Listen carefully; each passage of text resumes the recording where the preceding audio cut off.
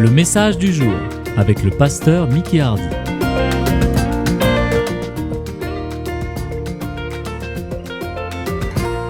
Bienvenue à tous qui nous écoutent. Je les accueille dans le beau nom de Jésus. Notre thème, vous le savez, c'est la croix de Jésus, de la honte à la gloire. De la honte à la gloire. Et mes frères et sœurs, nous savons tous ce soir que la croix de Jésus-Christ comprend 3 éléments bien distincts. Et avant d'entrer dans le vif du sujet, j'aimerais vous le rappeler. Premièrement, ce sont ses souffrances. Deuxièmement, sa mort. Et troisièmement, sa résurrection. 3 éléments très distincts de la croix de Jésus-Christ. C'est les souffrances qui emmènent la mort et c'est la mort qui emmène la résurrection.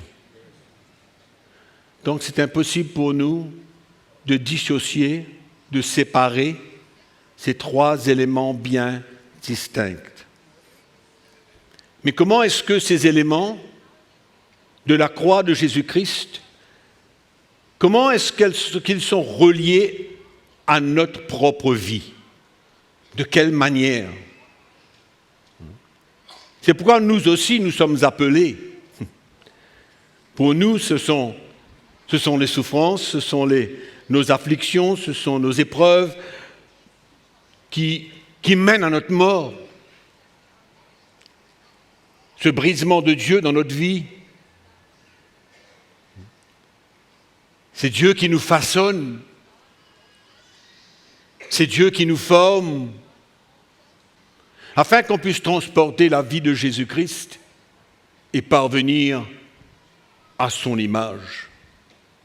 Donc ces 3 éléments distincts de la croix que Jésus a fait face, ce n'est pas un oubli, c'est quelque chose qui nous touche tous les jours de notre vie.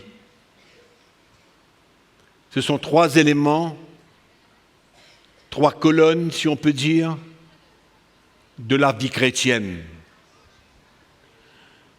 Et de ne pas comprendre et de ne pas connaître cela va nous handicaper dans notre marche avec le Seigneur. On n'arrivera jamais à terminer la course. On n'arrivera jamais à être ce que Dieu veut que nous soyons. On ne pourra pas. Tout ce que nous allons partager se réfère directement à ces 3 éléments de la croix de Jésus-Christ. Ses souffrances, sa mort, sa résurrection. Et comment cela maintenant doit s'appliquer et doit toucher notre vie personnelle, que ce soit dans le ministère, que ce soit pour tous les chrétiens. C'est la même chose. L'appel de Dieu, c'est une chose, mais par contre, quand nous parlons de ces 3 éléments, c'est le mode de vie. C'est le mode de la vie chrétienne. C'est un mode de vie qu'on ne peut pas fuir, qu'on ne peut pas passer à côté, mais nous avons besoin de vivre réellement ces 3 éléments de la croix de Jésus-Christ. C'est pourquoi la vie chrétienne, ce n'est pas une question d'argent. Ce n'est pas une question de bénédiction. Loin de là. On sait très bien que le Seigneur, il nous aime, il est bon, il veille sur nous, il nous garde, il nous donne ce que nous avons besoin pour nous servir. Tous les chrétiens, tous les pasteurs, tous les serviteurs de Dieu, tous ceux qui croient en Jésus ont besoin de cette expérience. Cette participation aux souffrances de Christ. Cette mort qui a besoin de se passer en nous. C'est pourquoi je voudrais nous montrer, faire confiance à l'Esprit de Dieu pour nous éclairer et nous faire comprendre Non seulement ce qui s'est passé à la croix, mais quelle est cette grande vision de Jésus pour l'Église? Quelle est cette vision du Seigneur pour ma vie, pour ta vie, pour nos vies?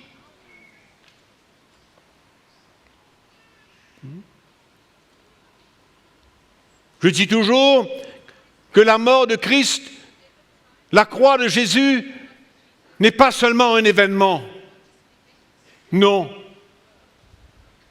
Mais chaque chrétien a besoin de vivre cette expérience d'identification, cette expérience avec le Seigneur. L'Église croit dans tellement de choses. C'est pourquoi c'est important pour nous de vivre cette expérience. Pasteur, serviteur de Dieu, prédicateur, chrétien, qu'importe qui nous sommes, enfants de Dieu, on a besoin de vivre cette expérience. Incontournable de la vie chrétienne. Hébreux chapitre 12.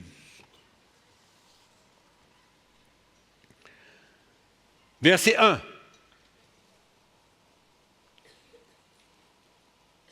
Nous donc aussi, puisque nous sommes environnés d'une si grande nuée de témoins, rejetons tout fardeau et le péché qui nous enveloppe si facilement. Et courons avec persévérance dans la carrière qui nous est ouverte, ayant les regards sur Jésus. Celui qui suscite la foi et la mène à la perfection. En échange de la joie qui lui était réservée, il a souffert la croix, méprisé l'ignominie, s'est assis à la droite du trône de Dieu. Et le début du verset 3 nous dit « Considérez ». En d'autres mots, prenons note. Celui qui a supporté contre sa personne une telle opposition de la part des pécheurs, afin que vous ne vous lassiez point l'âme découragée. Un texte absolument merveilleux que nous allons développer pendant quelques minutes avant d'aller plus loin. Le verset 1 nous dit « Courons avec persévérance dans la carrière ». Dans la carrière qui nous est ouverte. En d'autres mots, il y a un chemin qui a déjà été préparé, il y a quelqu'un qui a déjà marché sur ce chemin, il y a quelqu'un qui a ouvert la route au-devant de nous. Ce n'est pas personne ici, ce n'est pas aucun grand homme de Dieu, c'est Jésus. Il a ouvert le chemin pour nous. Pas seulement pour nous montrer le chemin qu'il a pris. Non. Mais il nous dit, courons avec persévérance dans cette carrière qui nous est ouverte. Ayant les regards sur lui. C'est-à-dire sur lui, c'est quoi? Est-ce qu'on va le regarder? Comment? Comment est-ce qu'on va le regarder? De quelle manière?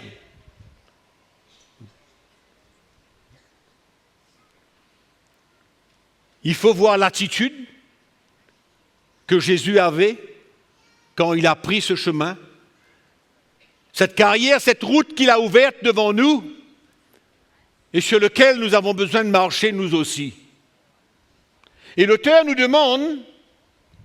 demande de regarder à Jésus. C'est lui qui suscite notre foi et qui amène notre foi à la perfection. Il ouvre la carrière devant nous. Il va au-devant de nous. Et l'auteur nous demande de fixer nos regards sur lui. En d'autres mots, comment est-ce qu'il a pris ce chemin? Quelle attitude qu'il avait en prenant ce chemin? Avec quelle persévérance il y avait dans son cœur pour prendre ce chemin? Lorsqu'il a pris cette croix, lorsqu'il a souffert, lorsqu'il est mort sur cette croix, comment il l'a fait? Quelle attitude de cœur qu'il y avait en lui? C'est pourquoi je vous appelle ce soir à ne pas simplement regarder à Jésus, parce que l'auteur nous demande de prendre le même chemin que lui, de le regarder, de voir comment est-ce qu'il a pris cette route. Pourquoi? Afin que nous soyons touchés, ou afin que nous puissions nous-mêmes, avec la même attitude, la même foi, la même persévérance, prendre le chemin. Il n'y a pas d'autre moyen, il n'y a pas d'autre raison pourquoi l'auteur nous demande de regarder à Jésus. Avec la même foi qu'il avait, la même persévérance et la même attitude qu'il avait.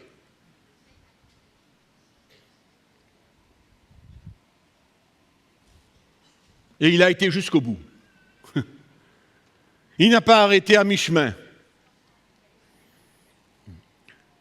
Même l'apôtre Pierre nous dit dans son épître, il nous parle de l'attitude avec laquelle nous devons nous-mêmes suivre Jésus. Et il nous dit, Christ ayant souffert, armez-vous de la même pensée. Christ ayant souffert, armez-vous de la même pensée. Paul dit dans l'épître aux Philippiens, ayez les mêmes sentiments qui étaient en Jésus-Christ. Ayez les mêmes sentiments. Armez-vous de la même pensée. En d'autres mots, transportez la même attitude de cœur que lui, il avait. Et la première chose qu'on voit, la parole de Dieu nous dit, il a souffert à la croix, il a méprisé l'ignominie. L'ignominie, c'est un déshonneur extrême. Un extrême déshonneur.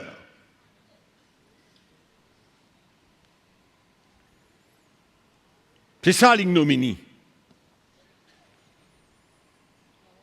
C'est une condamnation suite à une action. Une condamnation suite à une mauvaise action. Et là, l'auteur nous dit comment est-ce que Jésus a fait face à cette situation. Il a méprisé l'ignominie. Veut dire quoi? Il a ignoré la honte que la croix représentait. Pourtant, il y avait de quoi? Dans ses souffrances, dans sa mort, dans le mépris que les gens avaient pour lui, dans ses souffrances, dans tout ce qu'il endurait, il y avait de quoi considérer la honte qu'il y avait d'être suspendu à cette croix.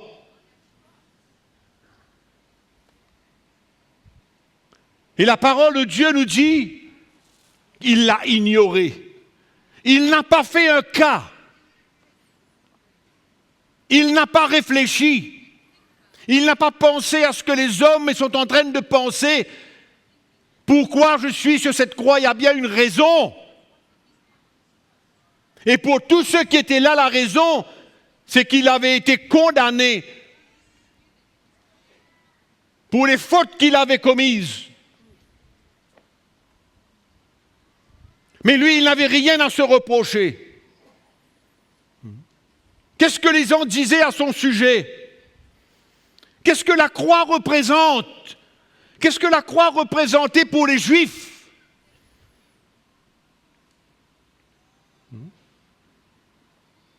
Qu'est-ce que la croix représentait pour les Juifs?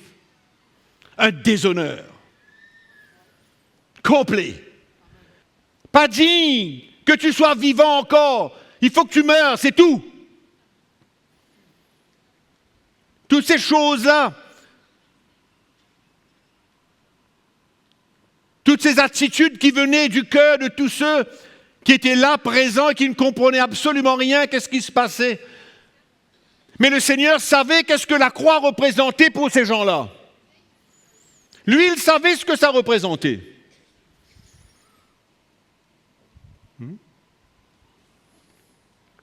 Mais il l'a méprisé. Il ne s'est pas soucié de la honte que la croix représentait.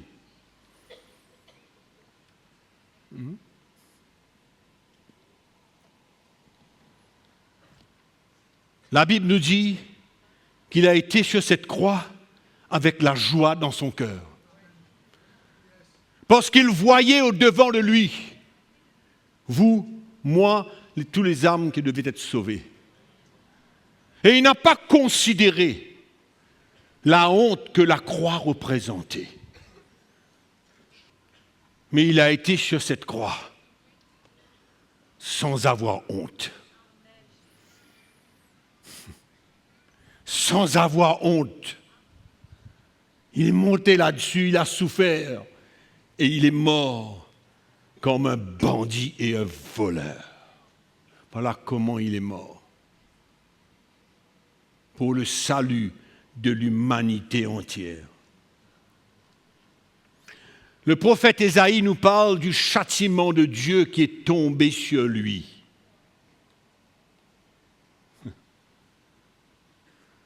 Le châtiment, c'est une peine qui punit la faute qui a été commise.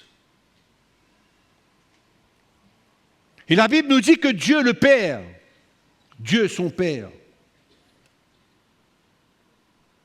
le châtiment qui nous donne la paix est tombé sur lui.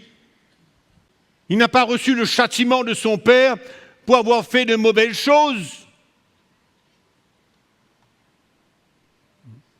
Mais Dieu le Père savait qu'en l'envoyant à la croix, ce que ça allait représenter. Et lui, dans son cœur, Jésus, il a tout accepté. Qu'importe ce que les gens disaient, qu'importe leurs conclusions, qu'importe le doigt qu'ils ont pointé sur lui, qu'importe les fausses accusations, il ne les a pas considérées. Le châtiment qui nous donne la paix est tombé sur lui. Il y a de quoi être reconnaissant envers le Seigneur. Donc, qu'est-ce que la croix représentait? Qu'il avait péché. Ça représentait la peine pour son péché. Et ce péché qu'il n'a jamais commis. Et lui, innocent comme tous sur cette croix, innocent. N'ayant jamais fait de mal, rien. Et de ressentir ce mépris de la part de tout ce peuple qui était là, qui le regardait, qui était heureux, content.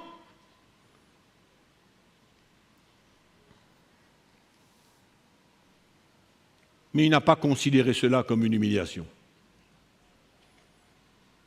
Dans le verset 1 de Ésaïe 53, le verset 1 nous dit « Qui a cru à ce qui nous était annoncé? Qui a reconnu le bras de l'Éternel ?»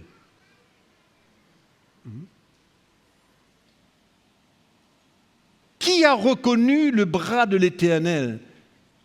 À qui le bras de l'Éternel a été révélé? Qui a compris pourquoi Dieu a envoyé Christ sur cette croix? Personne n'avait compris. Les prophètes ont vu certaines choses dans l'esprit, mais tous ceux qui étaient là, personne n'avait compris pourquoi. Qui a vu que c'était le plan de Dieu? Mais eux, ils ont profité pour le détruire, l'accuser faussement. Ils ont profité.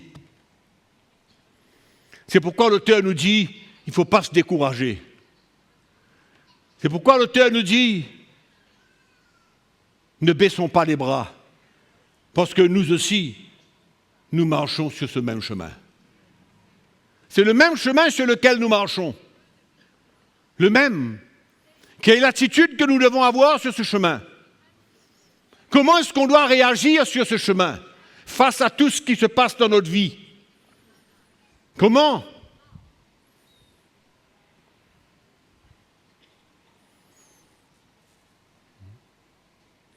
Le prophète dit, nous l'avons considéré comme puni et frappé de Dieu. Nous l'avons considéré comme puni et frappé de Dieu. En d'autres mots, ils avaient cru que Dieu l'avait puni. Mais grâce soit rendue à Dieu, qui n'a pas considéré toutes ces choses-là. Il n'a pas considéré tout ce qu'il recevait et prenait comme une honte. Il n'a pas eu honte de la croix. Et il faut que nous posions la même question, nous. Jésus, lui, il n'a pas eu honte de la croix. Il n'a pas eu honte de vivre ce qu'il a vécu publiquement. Il n'a pas fui.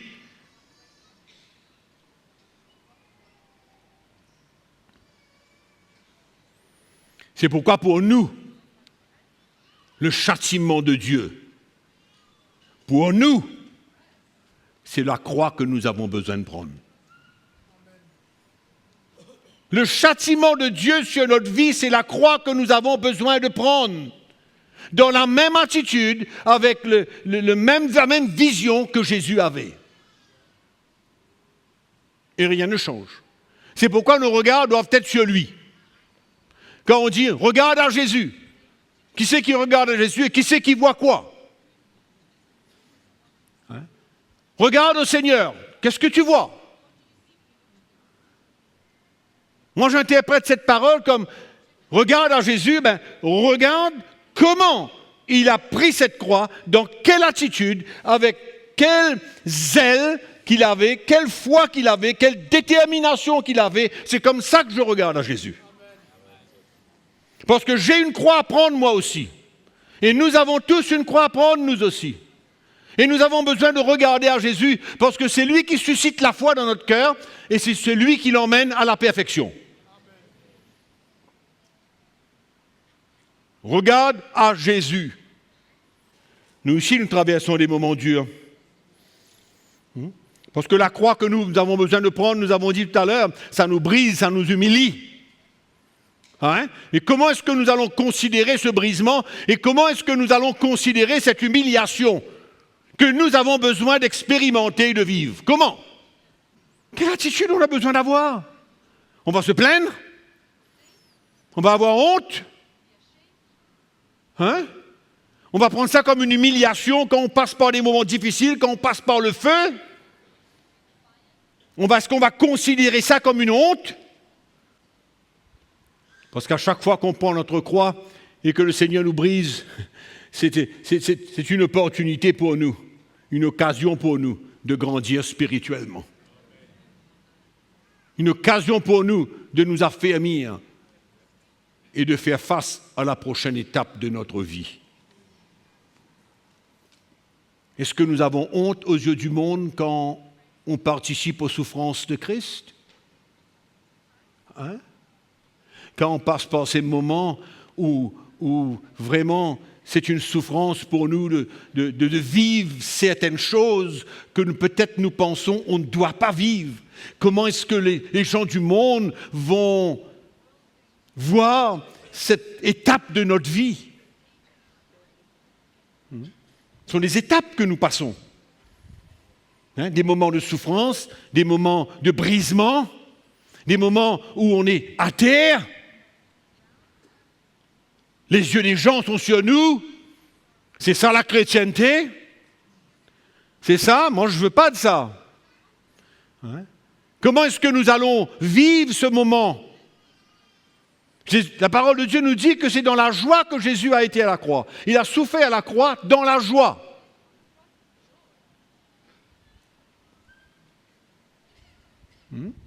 C'est vrai qu'on peut parler de la croix de Jésus, c'est vrai qu'on peut savoir qu'est-ce que ça veut dire. Mais nous sommes appelés à regarder à Jésus dans ces expériences que nous allons vivre et que nous avons besoin de vivre. Donc je répète, est-ce que nous avons honte de nous identifier aux souffrances de Christ? Est-ce qu'on a honte? Qu'est-ce que les gens disent? Qu'est-ce que les chrétiens disent? Vous croyez que c'est les gens du monde seulement qui, quand ils nous voient à terre, passer par des moments difficiles, on est dans le feu, il y a des chrétiens aussi qui se réjouissent. De la mauvaise manière. Ouais. Parce qu'eux, ils ne croient pas. Ils ne croient pas que c'est une expérience qui est pour eux. Avons-nous honte?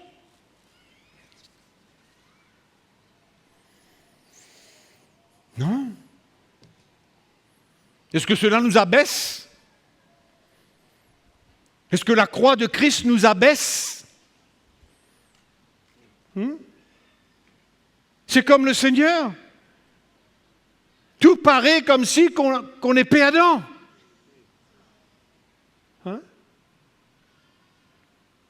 Et on peut avoir honte de vivre ce moment-là. Notre orgueil est touché. Parce qu'on veut se présenter peut-être comme quelqu'un qui est au-dessus de tout. Jésus était au-dessus de tout. Il a dit qu'il n'avait qu'à demander au Père qu'une légion d'anges puisse venir et me sauver. Il pouvait. Il pouvait. Nous aussi, on peut fuir. On peut fuir, nous aussi. On peut avoir honte. On peut se sentir abaissé. On peut avoir pitié de soi-même dans ces moments de souffrance. Et on peut même fuir. Et ne pas goûter à la bénédiction et à la grâce qui suit. Et tout ce qui suit après. C'est pourquoi Jésus avait la joie, parce qu'il savait ce qu'allait suivre. Il savait que l'Église allait prendre naissance. Il savait que le monde entier avait le pouvoir d'être sauvé. C'est pourquoi il n'a pas eu honte d'aller à la croix. Il n'a pas eu honte de se présenter comme un bandit, comme un voleur. D'être suspendu à la croix entre deux voleurs, entre deux bandits. Tout le monde savait ce que ça représentait. Tout le monde qui était là savait ce que ça représentait.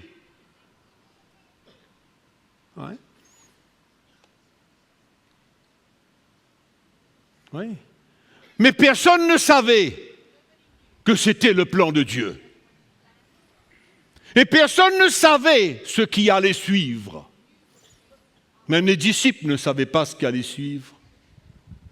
Le monde ne sait pas ce qui va nous suivre après que nous vivons des moments difficiles d'affliction, de souffrance et de mort dans notre vie. Le monde ne comprend pas.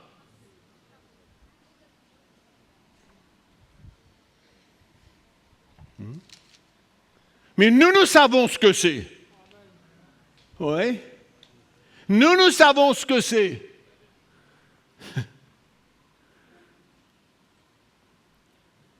Il y a beaucoup de chrétiens qui ont honte, qui se sentent abaissés par une situation qui les humilie, qui les brise, qui les jette à terre.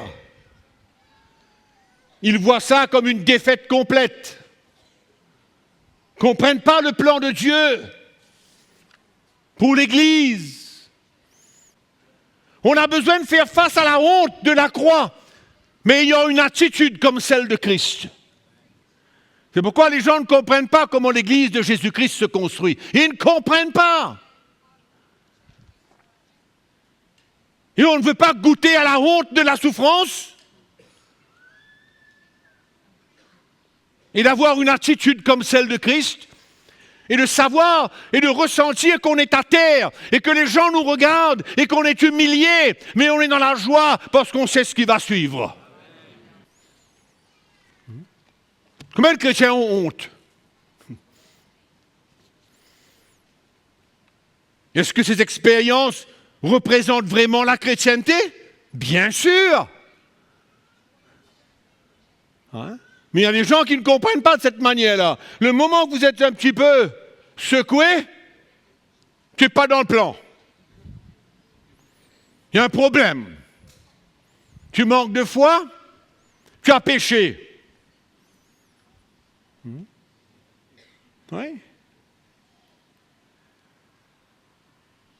Ils regardent avec des yeux charnels, ne comprennent pas le plan de Dieu, ne comprennent pas la construction de l'Église de Jésus-Christ. Ils ne comprennent pas. C'est pourquoi je vous ai dit au début que c'est une expérience que tous les chrétiens doivent vivre. Tous. Indistinctement. Pourquoi? Regardons. Ouvrons nos yeux. Regardons la carrière qui est ouverte devant nous. Regardons le chemin qui est ouvert devant nous. Il y a quelqu'un qui a traversé dessus. Il y a quelqu'un qui nous a donné l'exemple comment traverser dessus. Dans quelle attitude on doit avoir pour marcher dessus. Hein? Ou alors, on est accablé, on est fini, on a honte, on se sent abaissé, on se sent humilié. Hein? On parle de construire l'Église de Jésus-Christ. Hein? Et on parle de bénédiction. Ce sont l'espèce de petites bénédictions que le Seigneur nous donne pour continuer, pour nous encourager. Oui, c'est tout.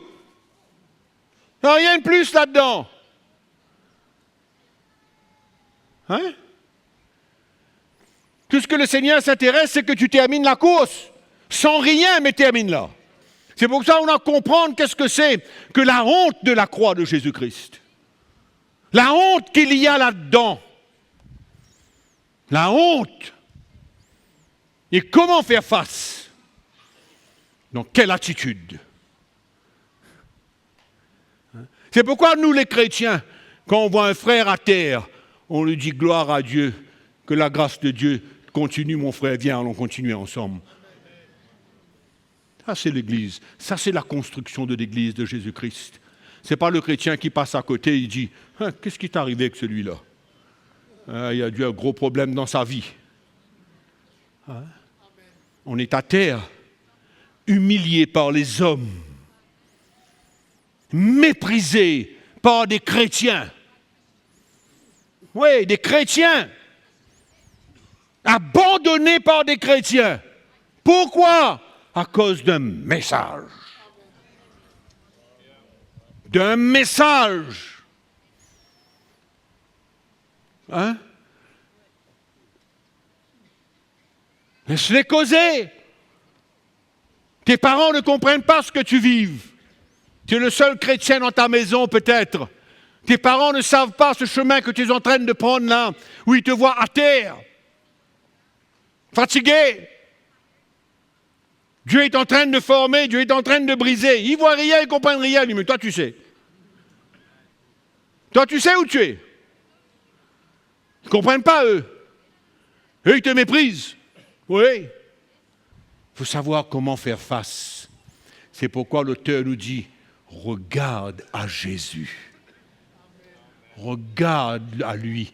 Regarde comment il a pris cette croix. Regarde comment il a fait face à ses souffrances. Regarde, regarde et fais pareil. Fais pareil. C'est ça la honte de la croix. Il n'y avait rien qui pouvait représenter plus que la malédiction pour un homme. Et toi, et moi, qu'est-ce qu'on endure? Hein?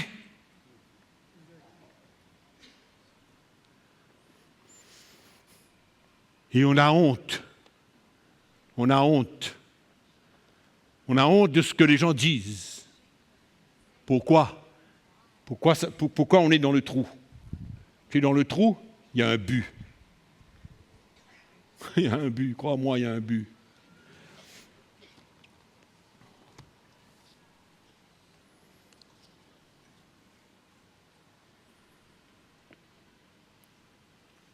Est-ce que ça peut porter un mauvais témoignage? Non. Non. Mais par contre, c'est une grande richesse. C'est comme ça que Moïse a vu ça.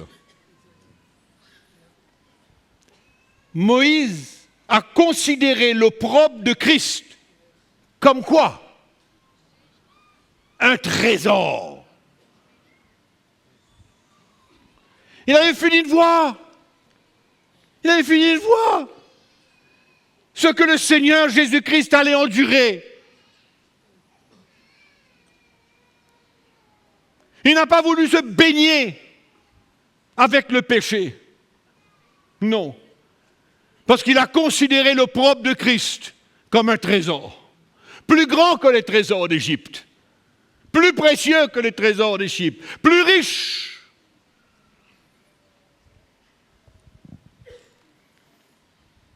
Ouais. Moïse. Comment il a considéré l'opprobre de Christ?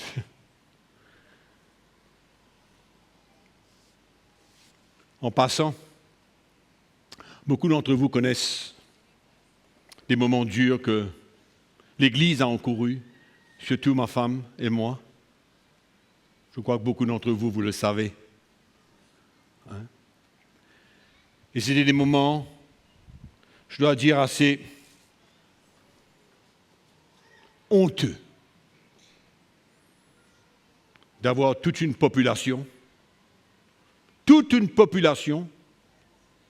inclut l'Église de Jésus-Christ,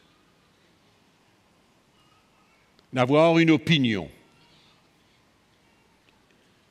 et des accusations mensongères en public contre vous. C'était dur, honteux de voir et d'entendre les accusations.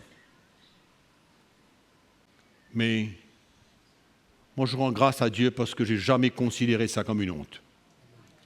Et souvent, vous lisez la parole de Dieu pour les autres, mais quand vous lisez la parole de Dieu pour vous, et que vous voyez ce que Dieu dit là-dedans, et que vous voyez vous-même là-dedans, c'est une autre histoire. Lire la parole de Dieu, dire aux autres ce que Dieu dit, dire aux autres ce que Paul dit, dire aux autres ce que Moïse a fait, dire aux autres ce que Abraham est, dire aux autres ce que David est, c'est une belle chose. Mais c'est une autre chose que quand vous lisez tout cela et vous voyez là-dedans. Pourquoi je vous dis ça? Parce que dans mon cœur, je savais qu'il y avait quelque chose de grand devant. Je savais. C'est vrai que j'avais peut-être pas la même joie que Jésus. Ah oui, ça je peux vous dire, je n'avais pas toujours la même joie tous les jours, c'était pas, allons dire, la fête chez moi. Mais quand même, il y avait des moments de panique, il y avait des moments difficiles, mais il y a une chose que je savais, c'est qu'un jour, Dieu allait intervenir et que Dieu allait me faire récolter dans l'esprit des choses extraordinaires.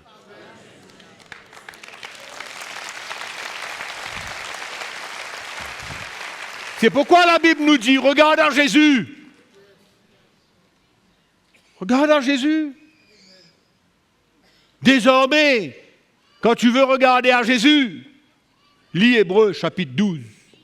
Regarde comment il a fait face à la croix.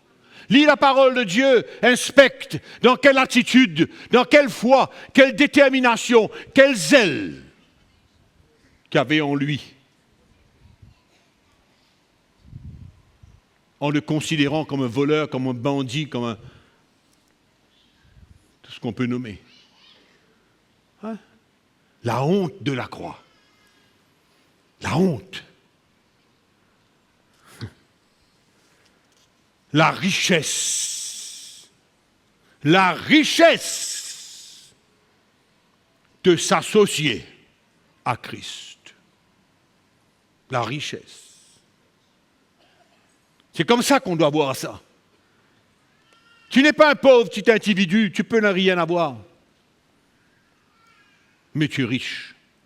Quand tu es sur le chemin de la croix, quand tu es sur ce chemin et que tu prends ta croix et que tu es bousculé de gauche et de droite et que tu sens la main de Dieu dans ta vie, tu te sens être brisé, tu te sens que Dieu est à l'œuvre dans ton cœur.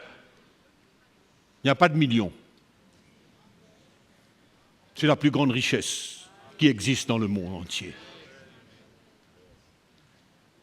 C'est pourquoi Moïse a considéré l'opprobre de Christ comme une richesse, comme un trésor plus riche que les trésors de l'Égypte.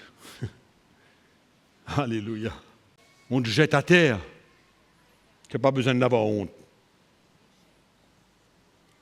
Tu n'as pas besoin d'avoir honte de ce message, tu n'as pas besoin d'avoir honte de le prêcher, tu n'as pas besoin d'avoir honte de t'identifier à lui. Parce que c'est le seul message qui emmène la vie. Amen. Donc, quand Moïse dit qu'il a considéré l'opprobre de Christ, l'opprobre, c'est quoi? C'est un sujet de honte, encore une fois. Un sujet de honte. Vous savez comment David a eu une expérience avec Dieu. David a eu des moments très douteux dans sa vie. On ne regarde pas sa faute, on ne regarde pas son erreur, non. Mais allons voir l'attitude de David dans Psaume 73. Moi, je prie que le Seigneur nous éclaire pareil comme il a éclairé David. Pareil. David, pendant un temps, on lit Psaume 73, verset 1. Oui, Dieu est bon pour Israël, pour ceux qui ont le cœur pur. Toutefois, mon pied allait fléchir, mais pas était sur le point de glisser, parce que je portais envie aux insensés en voyant le bonheur des méchants. Vous avez fini de comprendre? Le David qui regarde le bonheur des méchants et qui se demande, mais pourquoi? Pourquoi? Pourquoi ils sont riches? Pourquoi ils sont dans le bonheur? Ben, quel bonheur, Dieu seul sait, mais bon. Voilà comment David avait vu les méchants. Et lui, pourtant, dans ce même moment, il est poursuivi. Il est dans une mauvaise situation. Et quand il regarde dehors, et il voit les méchants prospérer. Et lui, il est dans le feu. Et en même temps, il dit, Dieu est bon pour Israël. Mais il est dans le feu, il ne comprend pas. Il dit, qu'est-ce qui m'arrive? Mais heureusement que dans le verset 16, il dit, quand j'ai réfléchi là-dessus pour m'éclairer, la difficulté fut grande à mes yeux de voir mon état. Jusqu'à ce que j'ai pénétré dans les sanctuaires de Dieu et que j'ai pris garde au sort final des méchants. Toute son attitude change.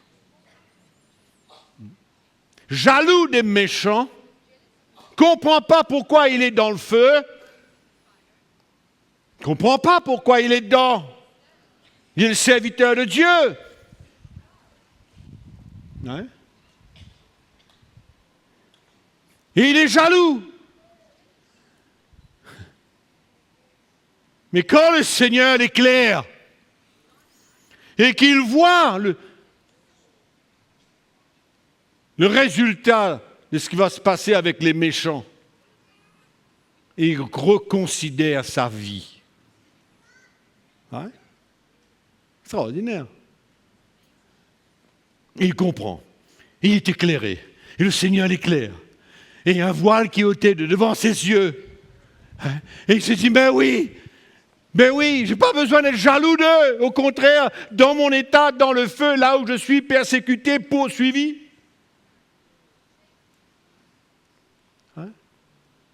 J'ai plus honte. C'est mon destin. C'est mon appel. C'est le plan que Dieu a pour ma vie. Et je rends grâce à Dieu. Et je n'ai pas honte d'être dans la cave. Il y a un moment où tu seras dans la cave. N'aie pas honte. Le Seigneur viendra te chercher, te prendre et t'élever.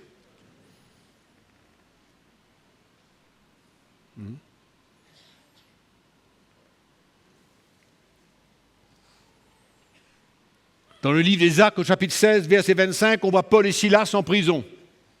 Est-ce qu'il avait honte, Paul? Est-ce que Paul avait honte d'être dans la prison? Il est dans la prison parce qu'il prêche l'Évangile.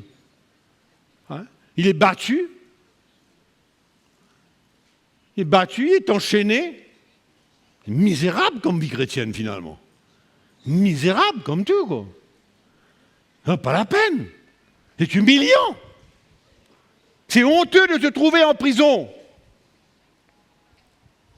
Paul n'a pas honte. Paul chante les louanges. Paul et Silas chantent les louanges du Seigneur. Il n'a pas honte.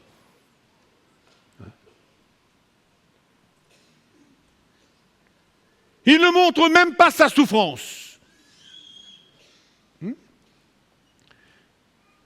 Devant le geôlier, devant les gardes de prison, il ne montre même pas sa souffrance. Il n'a pas honte d'être dans cet état-là. Là où il est, dans la prison, pour l'Évangile, il n'a pas honte.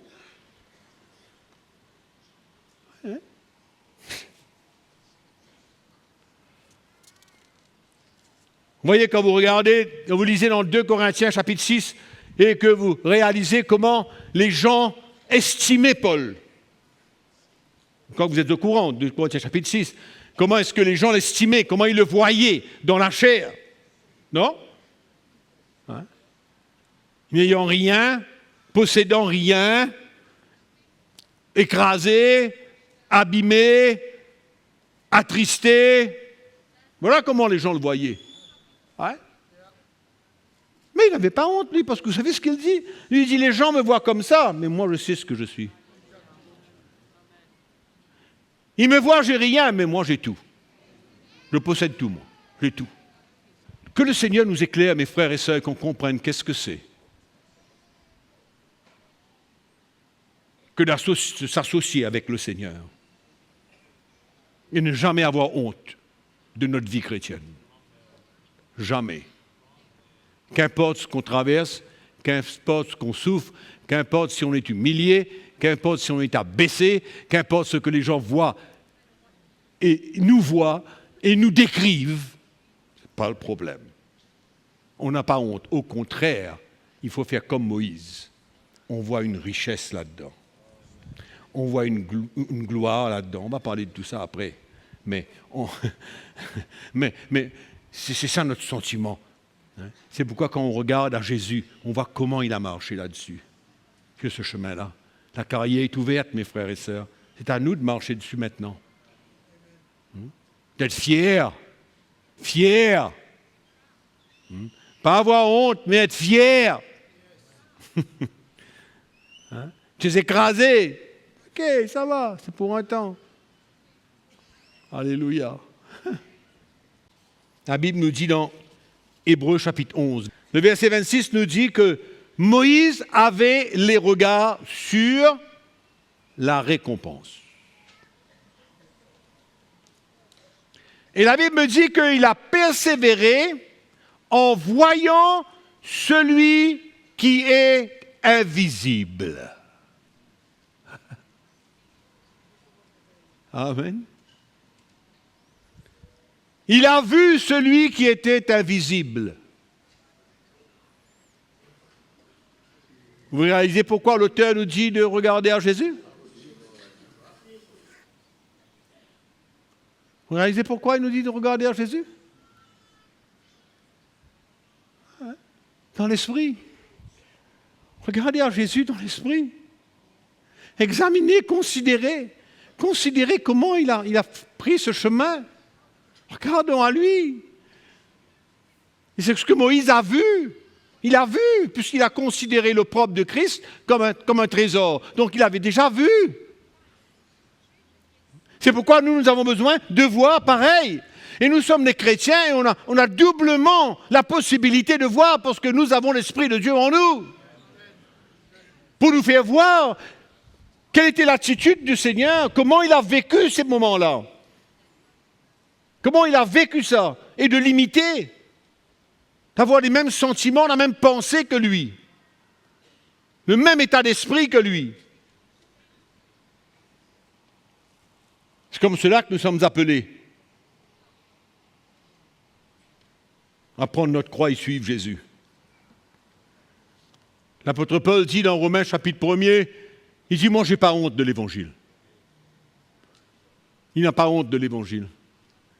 L'évangile c'est une vie. L'évangile c'est une identification. L'évangile c'est tout ce que nous sommes. Et on a besoin de s'identifier, on a besoin de s'associer, on a besoin de participer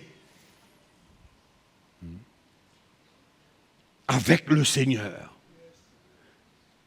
dans tout ce qu'il a préparé d'avance pour nous sur ce chemin. C'est une carrière qui est ouverte devant nous et on a besoin de juste marcher là-dedans. Il y aura des moments de bénédiction, de grâce, de joie, il y aura toutes sortes de qualités de moments. Moments de brisement, il y a de toutes sortes. Mais grâce soit rendue à Dieu, il nous donne toujours la victoire, c'est ça qui est merveilleux. Donc en d'autres mots, pour terminer, mes frères et sœurs, il ne faut jamais avoir honte. Qu'importe ce qui se passe dans notre vie, en tant qu'un enfant de Dieu, soyons fiers, heureux. Fiers et heureux, déterminés de nous associer aux souffrances de Christ, de nous associer à la mort de Jésus-Christ et en expérimentant la vie de résurrection. Amen. Je crois qu'il y a un challenge. Je crois que nos yeux ont besoin de s'ouvrir. Il ne faut pas que la chrétienté devienne de la religion pour nous. Mais au contraire, il faut que notre vie chrétienne devienne quelque chose de vivant. Qu'on traverse des vallées, qu'on monte des montagnes, on arrive au sommet, puis qu'on redescend, on remonte, on redescend. Tout le monde veut être en haut. Mais il y a des moments où on est en bas. Il ne faut pas avoir honte quand on est en bas. Il faut se réjouir, être déterminé. Il nous dit, Seigneur, tu as traversé 2 ans, mais je veux être comme toi. Pareil comme toi. Je ne vais pas monter sur la croix, moi. Moi, j'ai ma croix. Amen. Toi, tu as ta croix, chacun a sa croix à prendre. Et ça dépend de l'attitude dans laquelle on veut prendre cette croix. Et c'est là ce que l'auteur nous enseigne. Il nous enseigne de regarder, de considérer comment Jésus a pris cette croix. Et nous avons besoin de faire pareil. Même chose. Amen ou non? Même chose. Comment l'évangile devient quoi? Ça devient une religion.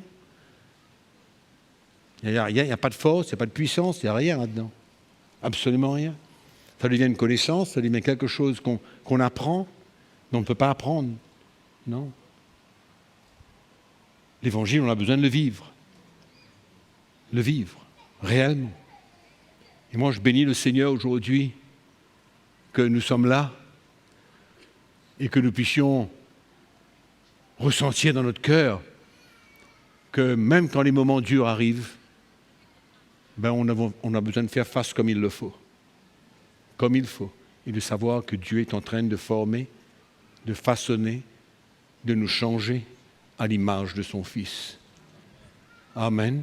C'est pourquoi, quand on parle de la honte de la croix, nous sommes challengés. Nous sommes challengés. nous aurons dans notre vie beaucoup d'occasions pour se sentir abaissés, humiliés, écrasés, jugés, accusés dans toutes sortes de situations. Et moi, je veux vous encourager ce soir. Faites face comme il faut, dans l'esprit. Faire face dans l'esprit. Et de savoir que ce sont les choses qui arrivent pour notre bien. Amen. Et tous les jours, on ne voit pas ce qui se passe devant. Mais quand Dieu va bénir, Dieu a son temps, dans son calendrier, pour déverser sur nous sa grâce et nous emmener plus devant. Amen, pour servir le Seigneur. Merci de nous avoir suivis. À bientôt.